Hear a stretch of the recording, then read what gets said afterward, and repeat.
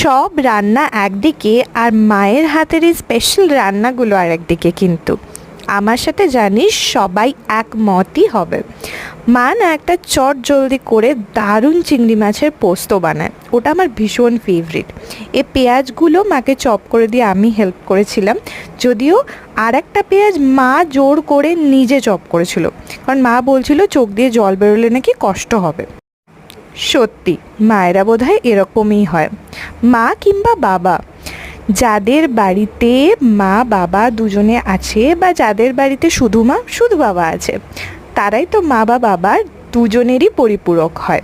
তারা প্রত্যেকেই হয়তো এরকমই হয়, আমাদের একটু কষ্ট তাদের কাছে অনেকটা মনে হয়, আর সেটা নিজের কাছে নিয়ে নিতে চায় তারা। তো মা পেঁয়াজগুলো ভাজা হয়ে যাওয়ার পরে চিংড়ি মাছগুলো দিয়ে দিয়েছিল, যেটা আগের থেকেই ভাজা ছিল। তারপরে পোস্তটা অ্যাড করেছিল। তার আগে না একটু পোস্তর জলটা অ্যাড করে অল্প জল দিয়ে মা ফুটতে দিয়েছিল, যাতে পেঁয়াজগুলো ভালো করে বয়েল হয়ে যায়।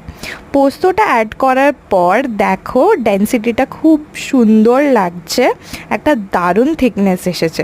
এইভাবেই না চট জলদি পোস্তটাও রেডি হয়ে গেল। সল্টটা আগে অ্যাজ পার টেস্ট অ্যাড করা। চলো টাটা, ডিনারটা করে ফেলি।